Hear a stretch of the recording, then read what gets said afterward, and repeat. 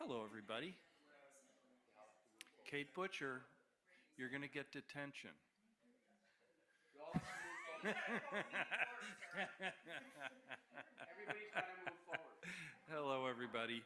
Come on. Today is Tuesday, June 20th. The time is 4:04, and I call this work session of the Town Council to order. Some of you, not some. We have had this matter on our agenda probably in February or March. Would you say, Molly? February, and just sort of raised.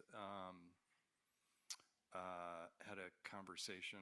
I think Mary Stover was here. There was, there were a number of different people here, and we agreed at that meeting that we would do some research around what other towns were doing, what's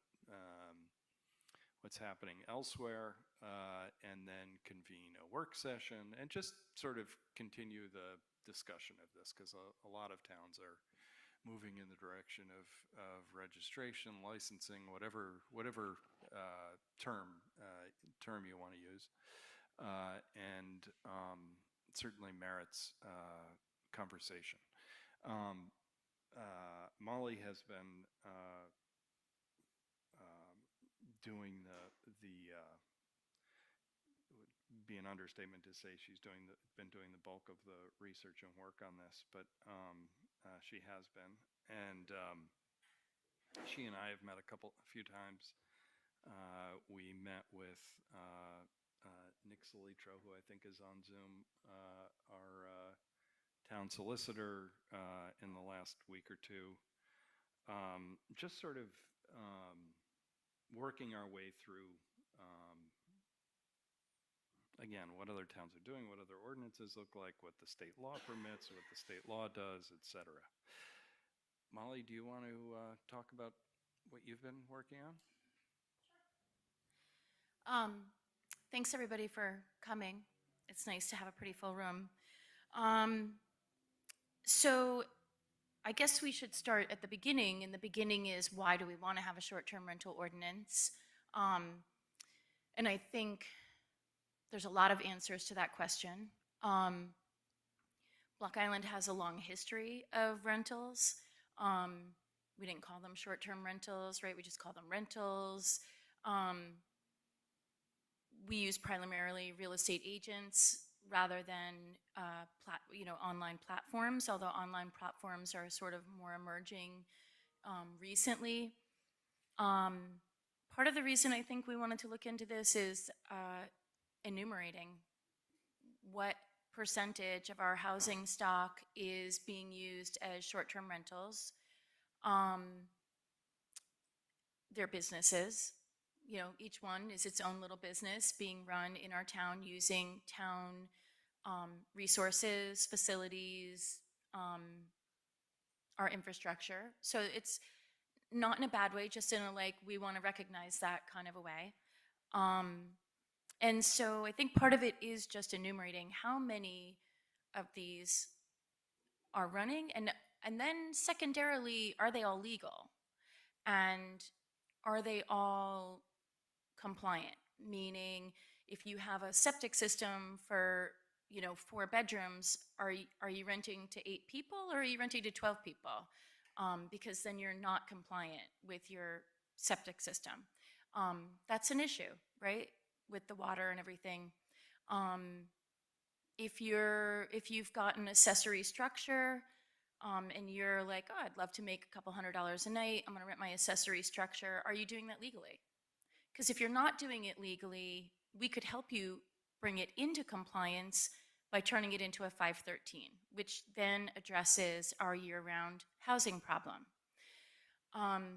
Another aspect of this that could have benefits for our year-round housing problem would be the 1% tax that the town collects that supports the housing board.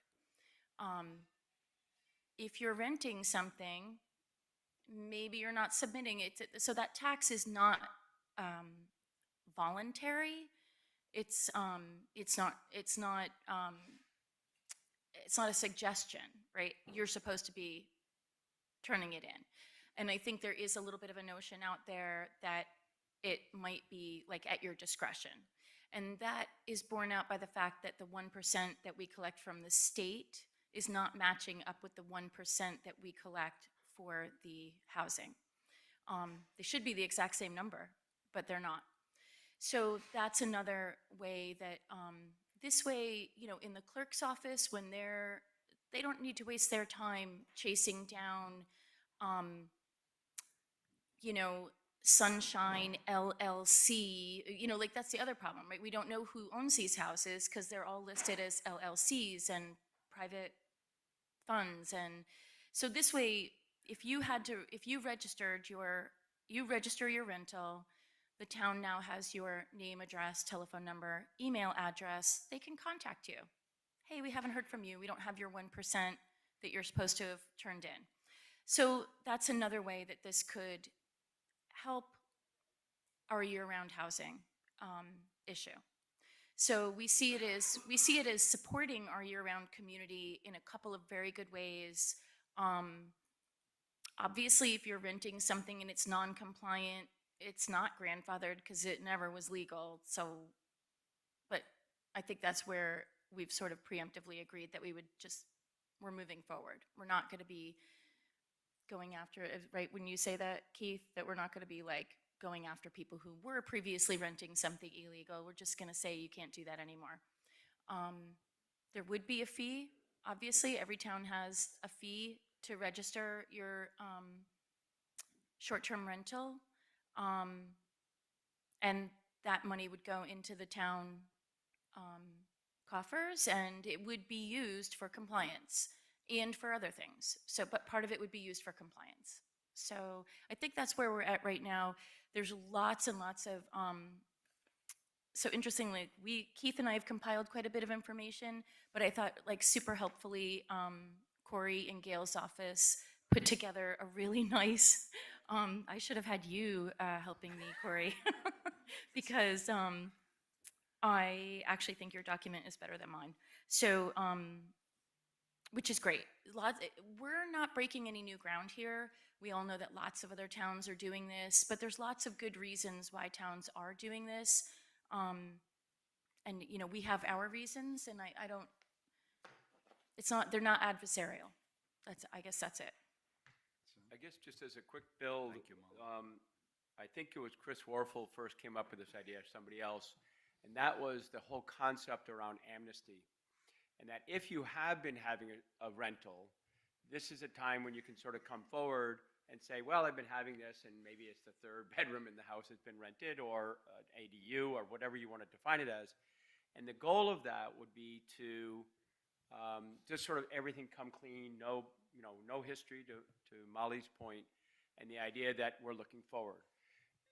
If you don't come through, one of the goals, at least one of my goals, is that the funds that come from the short-term rental are then going to fund enforcement. And so then it's a little bit of like, okay, the enforcement's going to find that non-compliant situation, and how do we then try and make sure everybody is in compliance? And it's not about Big Brother, it's about fire, it's about safety, it's about making sure we're doing the best for the year-round community, et cetera. So I think just complimenting where you are, at some point during this process, I'd love to discuss this amnesty idea, because I think that's a great way to then say, forward-looking, clean up, Sure. get Yeah. safe. Yeah. I also think that has that particular piece, I agree with you and with Molly, has the potential to have a positive impact on the year-round housing stuff. Yeah. My own opinion.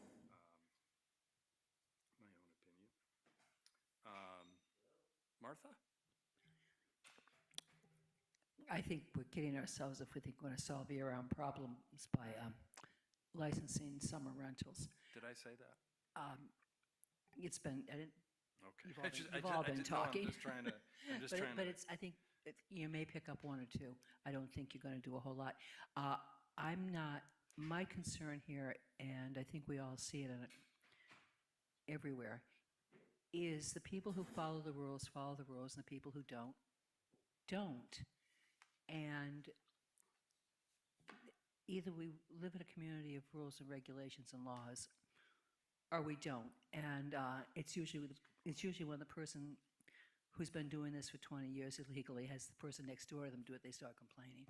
And we just got to end that kind of nonsense. I think one of the things that actually I wrote Gail on at one point for both of your studies, I didn't see it in the summary, and it's all in the 53 pages of detail, Corey. I mean, it's amazing work. Is also one of the things we should discuss is what short-term rentals are allowed. So a hotel can rent for a day, maybe 2 days, maybe a week. Do we have a minimum of short-term rental window? And I think that's something that, at least through this process, I'd love to discuss. Yeah. It doesn't have to be a month, but I don't know about a 2-day rental in an RA zone. So the short-term rental applies to, it would not apply to a hotel. No, Because I'm saying houses are renting for 2 days, 3 days. Right. So we would set a minimum of, I'm saying I'd like to discuss having a minimum allowable rental period. We'll call it 3 days. I don't care what it is.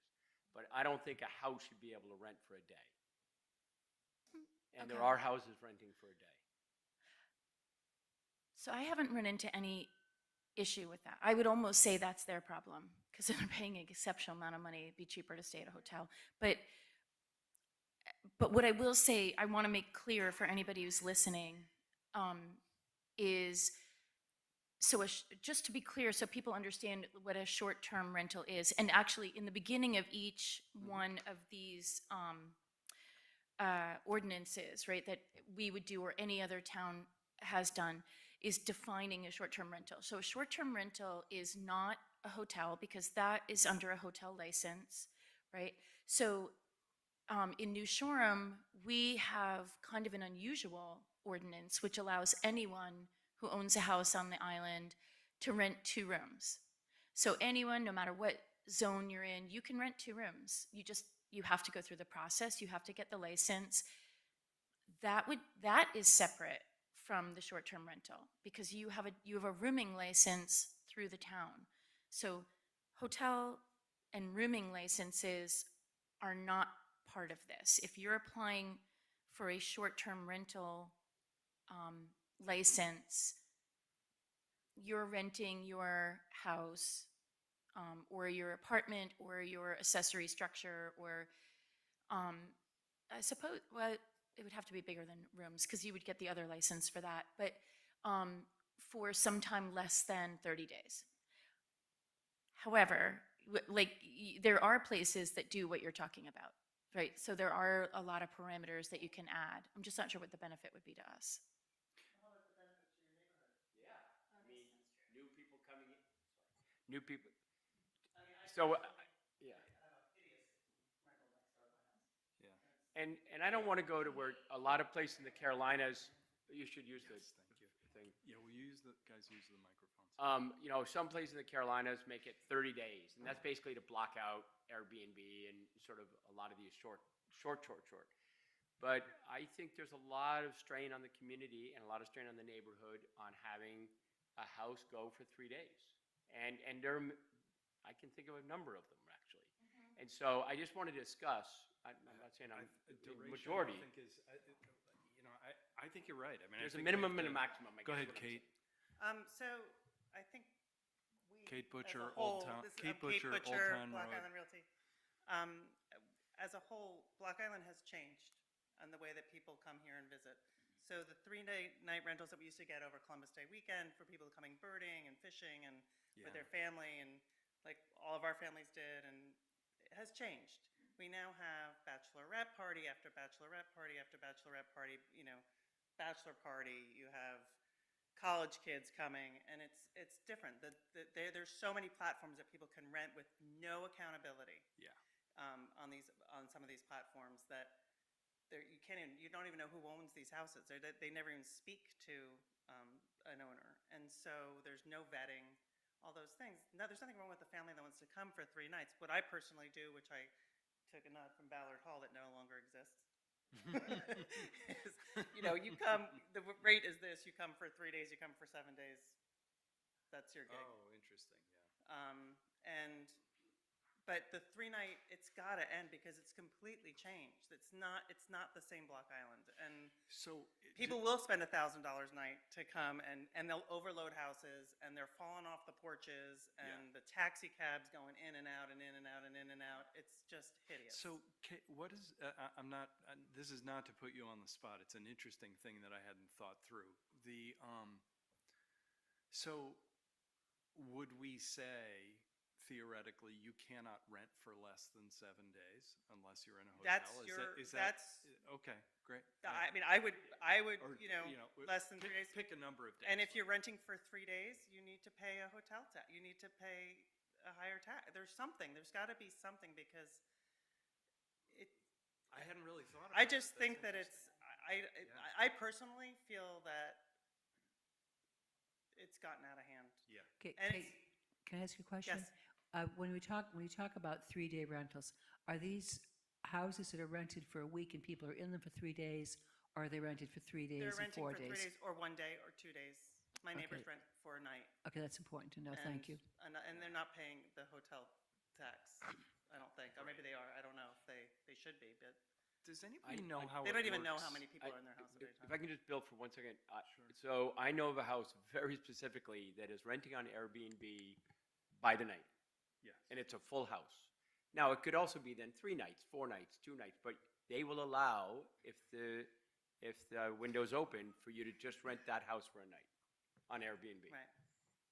Right. Not good, not bad. Okay, right. So now I do understand what you're saying. And I'm sorry I didn't understand that in the very beginning. But like, so yeah, because then down your tiny dirt road comes the cleaner, the house checker, you know, the lawn guy, Laundry. the laundry, Well, but is it the cleaner, the checker? that one. But is it? If But it's- it could be every other day. Right. Yeah. So, okay. Yep. Got it. It's not just my neighbor. I mean, it's all over the No, island, it's- and it's just not good for I don't think it's good. And it's not because I own a real estate company and I want you to rent for me for a week. I don't care if you rent on Airbnb for a week. Like that's great. It's not. But I do think that it needs to be addressed. They need to be, they're registered. I think the registry is a great idea. So, thank you. Yes. Come. You got to come to the microphone. Sorry. And please introduce yourself just for the. Hi, my name is Sharon Tavilla, and I do rent a house on Airbnb. We had to register with the state. So I'm one of the people Martha talked about. I try to follow all of the rules. I pay my 1% tax. And I also try to help until this year with I had the school teachers who I rented to for 9, 10 months a year. So I do try to rent out, to help off season too. We had to register with the state. I pay a pretty big tax through Airbnb, and I do pay the 1%. So I do try not to rent one night. But when the teachers were using my house, I would rent for 2 nights on the weekend, occasionally, and usually a wedding party or something. I do try, I am in very close contact. I have a very demanding neighborhood who have put me in my place. I do the vetting you've talked about. I'm not behind an LLC. So I do understand the problems, but I feel like the people who are following all the rules will get penalized pretty heavily if we start restricting a lot of things. That's all. What's the penalty associated with it? No, it pays my mortgage. I couldn't afford the house if I couldn't rent it out. I could go and work with a real estate person, and I would do that. I don't have a problem with that, but I actually offer like all my linens, and I try to offer a fairly upscale house that some of the rental agencies don't do. And I do think the demographics have changed and people are expecting a little bit more. But I've been very good about paying my 1% and trying Sure. to pay all my bills. Yeah. All I'm saying is I have been in touch with my neighbors. I'm in very close contact with them. If I ever have to leave the island for a day, I have somebody who's watching the house for me and things like that. I do think there's a couple of sides. I could understand both increasing the 1% fee and enforcing that, but not just for the job, for the purpose of enforcing it for other things, but using it to help with long-term, or year-round housing or something positive. Yeah, sure. So all I want to say is I think there's some of us who have tried really hard to obey the Yeah. rules and are just trying to make enough money to pay our mortgage now that we're Absolutely. retired and things like that. Sure. So- Yeah, no, I think that's And I would helpful. like to be part of the problem, not, I mean, part of the solution. I knew that. I knew that about you. Usually I am part of the problem. Paging Dr. Freud.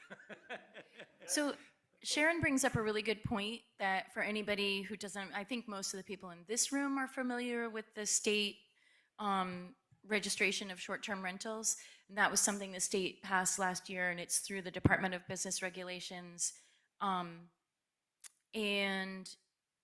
so it's the homeowner goes on, they register with I think it's $15 for a 2-year license. So this is different than what we're looking for in the respect that the state they're pretty much like, you give me your information, I'm taking it on your word, right? So Sharon says, I've got this house and this is where it's located and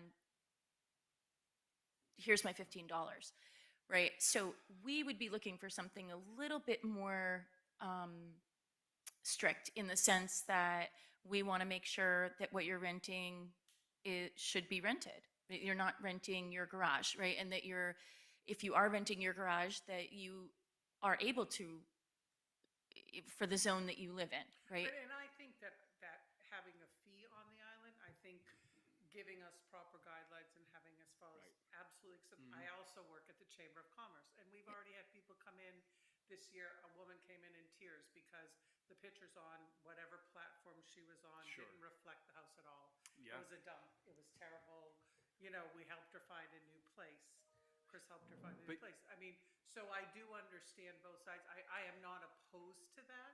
I would One just, second. I would just say, please include some of us that have been responsible Airbnb people in a decision-making process. One of that's a really good point. One of the bright lines that Molly has raised with me that I honestly hadn't really thought about was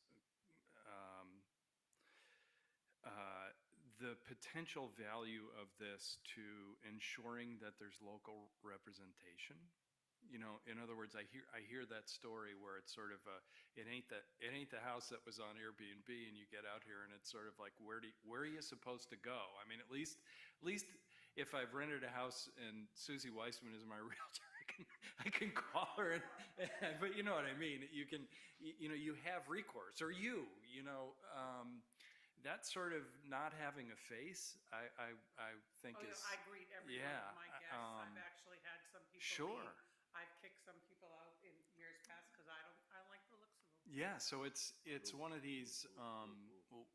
No, it wasn't that. It was like the amount of people, Yeah. the amount of people who showed up, the kind of Yeah. the attitude, what they showed up with. That's what I mean, not Yeah. the looks of them. So if I can, I just want to make sure I am clear.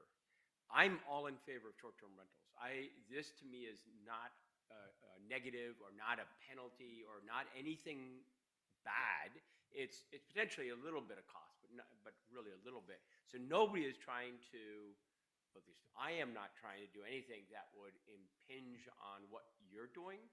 What I'm trying to do is make sure there's safety. What I'm trying to make sure is that actually, and there are some houses that I have been in that I think if a fire marshal went through, that house would be closed that day. So, I mean, I just want to make sure that we don't have a bad incident. We protect our people and that we're actually doing by the community, I'm sure what you are doing, what many are doing. So it's not trying to be negative. This is trying to actually make it safe and better as a community.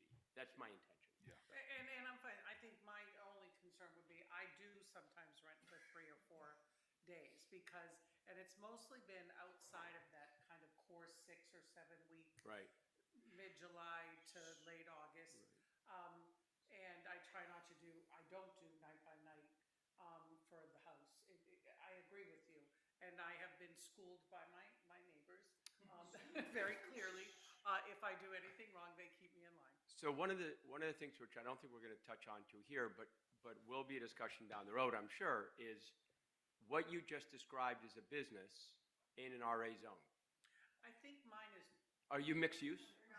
She's in the downtown. She's mixed use, right? Mixed use. Okay, mixed use. you Right. sold it to me.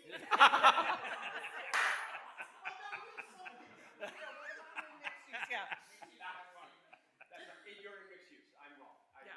didn't but know no, that. I know I have different rules, but, yes, and I'm very, so anyways, so thank you. Chris? Wait, well, Oh, go I ahead. just want to, Molly, go ahead, Molly. well, what I wanted to, ooh, did I lose my train of thought? Darn it. Punch Martha, I and had then a she'll point. punch me when it comes. Yes, no Okay, problem. Chris? Actually, I had a question for Molly. Chris Warfel. On that two-bedroom rental, that people have, is it by right that any household can do that, rent two rooms? I don't have that ordinance in front of me, but we do have an ordinance that says that anybody can rent 2 rooms in their house. So, I mean, years ago, you might remember like Jane Lore used to rent 2 rooms, and Jean Davis used to rent 2 rooms, and lots of older ladies out here were renting 2 rooms in their house as like a way to make a little extra money, and that ordinance still exists. My question then is there a limit of the number of days that happens, or can it be throughout the 365? It's unlimited. Okay, thank Okay, you. Millie sounds like she's more familiar Yeah, with that. it's the zoning ordinance. That's what we're talking about, isn't it, Millie? It's both, it's a general and a zoning, it's both. And the house must be resident occupied. Owner occupied. Oh, yeah, excuse me, owner Okay, occupied. thank you. Yeah, that goes way back to, there used to be a provision to have a hotel in residential A if you had 10 acres. And we got rid of that back in the 80s. Oh, wait, okay, I remember what I was gonna say. Sorry, I'm really sorry. It related to what Sharon was talking about a little bit. So in the short-term rental ordinance that Nantucket has, one of the provisions they have is that you must list on your application form the name of someone who could be there on site within 2 hours. I think it's Portsmouth, they have it written differently, that it has to be somebody within a 10-mile radius. Either way, we would be covered if we included that, right? So the purpose is that, so let's say there's a party and the police are called, right?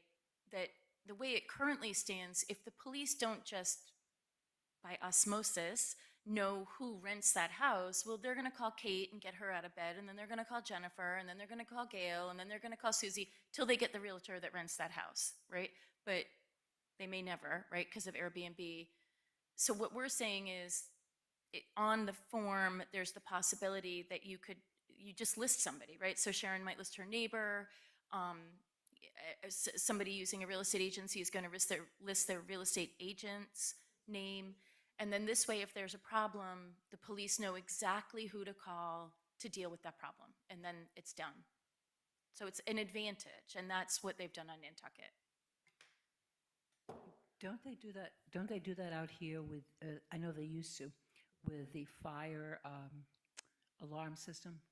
They have a good list at the police station of, Because I just of course, there are platforms that they don't know. Right. I also remember somebody put himself down. He lives in New York City, and that was kind of a stupid thing. So it just seems like we've got this little island out here. It's really simple. Somebody on island. Is there anything else before I prattle on about something? No.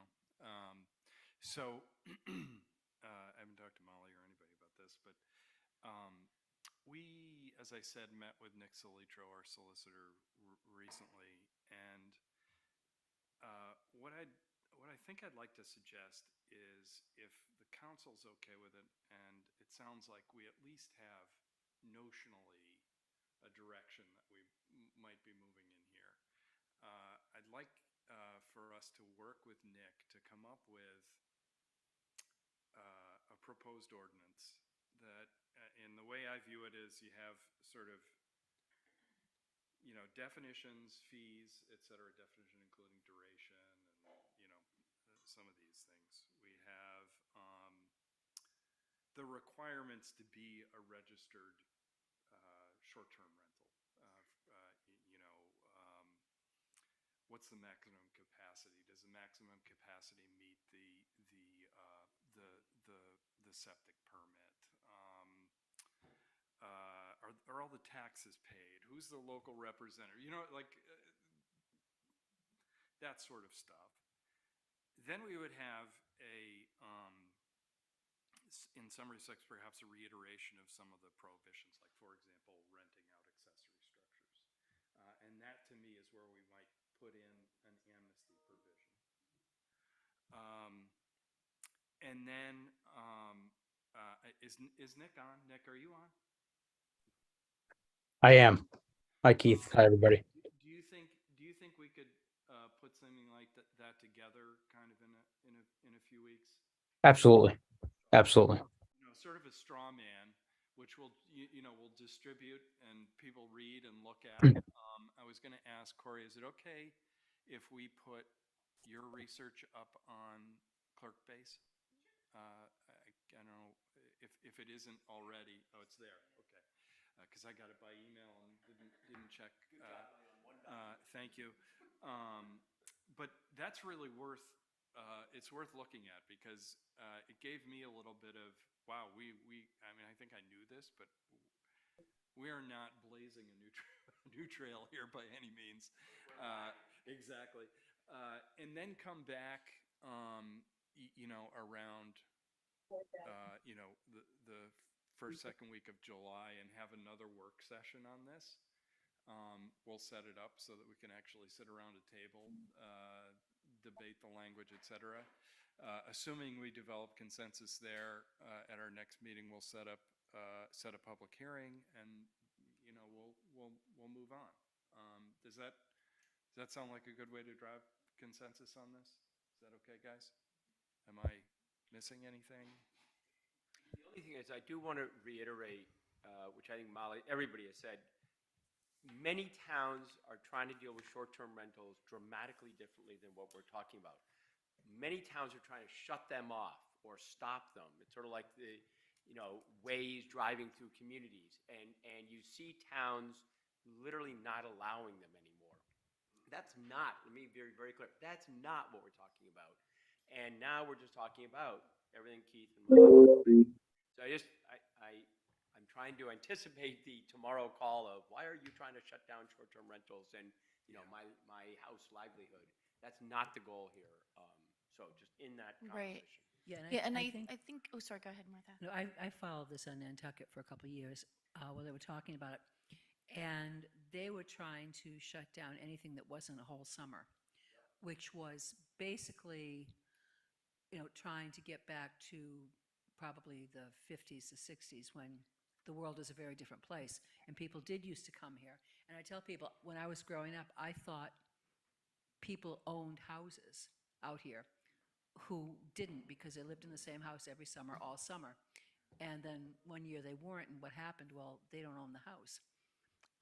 And that world has changed. And we can't social engineer it. It's not going to work. Right. The one thing I think is really important is to get at least some consensus on what the duration is, what we're talking when we talk about short-term rentals, because that seems to still be Yes. floating out there as we need to define it. And that feels like the first thing we have to do is define that before we go anywhere else. And the other thing that I think has happened a lot around the island, and this goes back to when I was in the zoning board a very, very long time ago and watching things happen.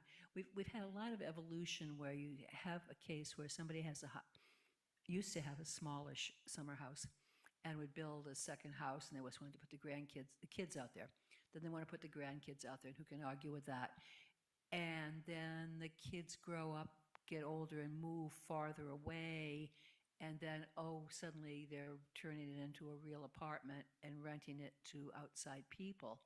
And I think that's one of the things that is really annoying to a lot of us, is that, but they never acknowledge it. Even if they just acknowledged it, I'd feel differently. And that's where Sven, Yeah, this thing that.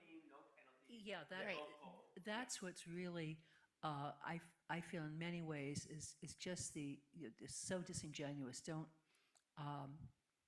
say this, that, the other thing when you're doing this and pretending you're not. And I think we all have pretty good Yes. examples of those. Molly? Well, so that's just exactly the kind of situation that we're talking about that could be converted to a 513. So you're not allowed to do that. If the zoning code said, perhaps there are instances where you are allowed to do that, right? So, but if you are not allowed to do that under zoning, then there's going to be no more overlooking that. But I wanted to go back to sort of what Sven was saying and just say, because I know so many of you in the room are real estate agents, that a lot of what you read in short-term rental ordinances in terms of like, I don't know, instructions from towns, you guys are already doing that, right? So it's, if we were going to write something, it would be pretty much what you're doing. It would be pretty much what, like, you don't want people to wreck the houses, and you don't want the houses overcrowded, and you don't want them driving on the lawn, and you don't want too many cars there, and you do want them to follow the rules of this town because you live in this town. And, you know, you don't want garbage left out that the neighbor's dog is going to get into, all of that, right? So a lot of these towns are regulating that, but you guys are already regulating that. You guys are already insisting on that. So I think we're in a really good place to move forward on this. Like, I think between our ordinances and sort of the culture out here already, we're in a good jumping off spot. Great. Any other questions you've heard? Can I just ask a clarifying question to the realtors? So today, when you collect the 8%, are you paying that back to the state, or is the homeowner? The whole thing? The whole 8%? Because it's 7% is the sales, and then 1, okay. It's paid by the 20th of every month. Judith? Collect it, we pay it. Judith? Thank you. Judith? The owners pay that one. Come up, please, if you don't mind. Yes. Are you considering, Hi, Hey, Judith Judith. Cyranac. Are you considering a zone-by-zone ordinance where the rules would be different in the residential A zone compared to? I hadn't contemplated that. commercial?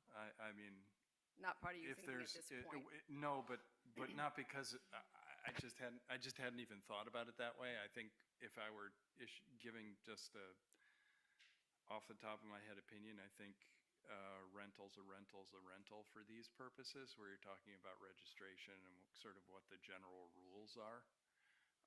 That's my own opinion, but Why are you asking that? Well, It's a great question.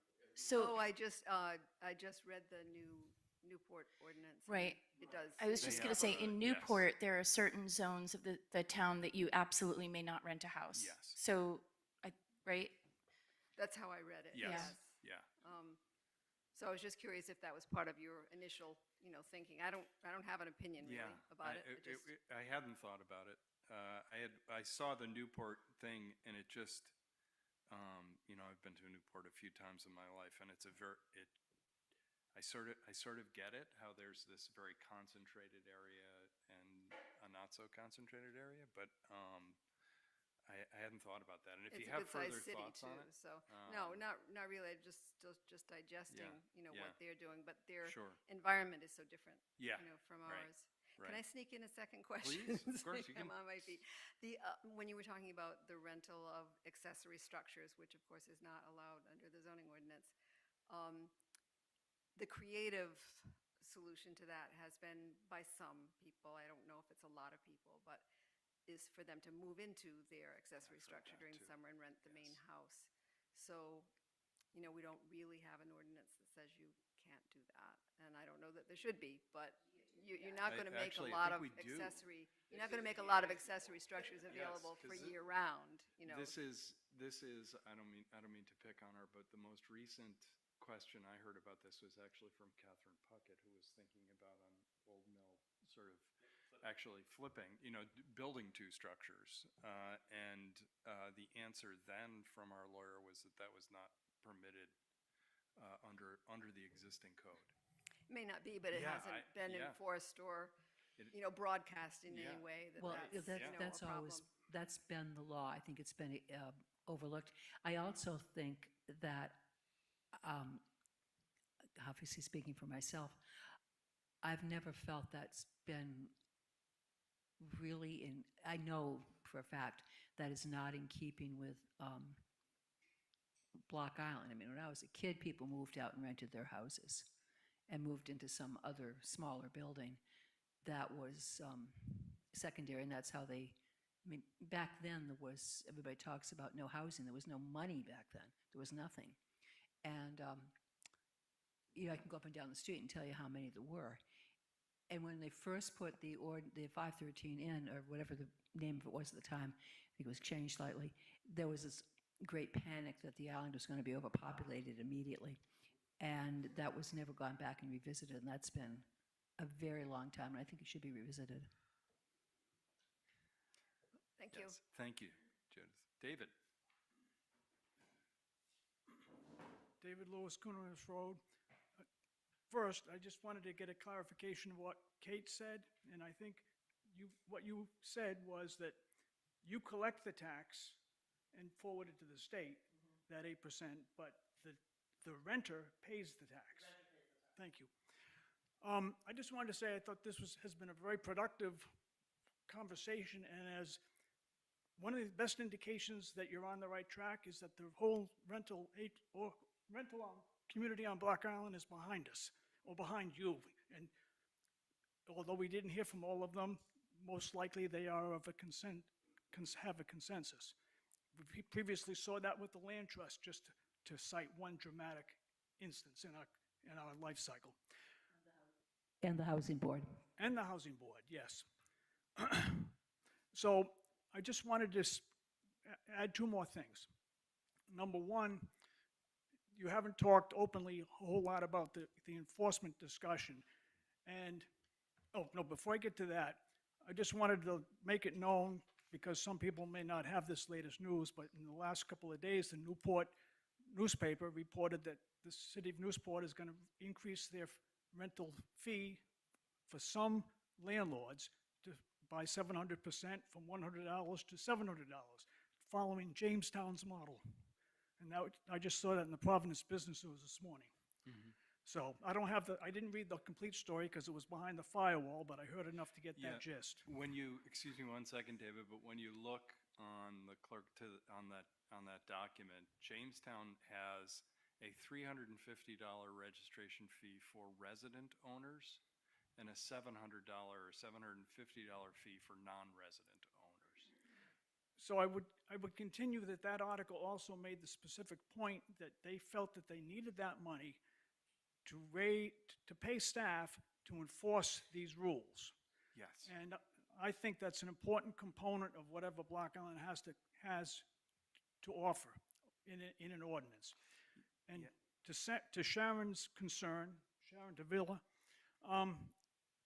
yes, we recognize the value in having year-round owners and owners who are interested in the success of their own community. Unfortunately, sometimes additional fees protect the innocent, as well as helping enforce those who may be less faithful following the rules. And I would suggest that, as painful as it may be for some of the local owners to have to have an other fee attached on to all of their other fees for getting licenses, the reality is many times they work out to protect those people's own interest. Thank you. Thank you, David. Any further questions, comments? Can I just speak a tiny bit to your concern about compliance? And so one of the most effective things I've seen on some of the websites that towns have is right up front. I mean, you have a compliance officer, right? But this person really can't be going around peeking in windows and knocking on doors, right? So sometimes they need a heads up. So one of the most effective things I thought I saw was on a few websites where they had 2 buttons you click on, click here to register your short-term rental, click here to register a complaint about a short-term rental. And So that could be anything, right? And you have to put in your name. This isn't like an anonymous like thing. You have to put in your plat and lot number, your name, the plat and lot number of the person that you want to register the complaint about. But this would be a situation where, like, if your neighbor is renting out an accessory structure and that's bugging you, it's okay that it's bugging you. It's not legal. So people could report it, and then the compliance officer could act on it. So, or if it's too noisy, then you would have the police respond to it. You would have a different person respond to the problem depending on whether it's a noise issue or a zoning issue, et cetera. Great. So we're going to work on a straw man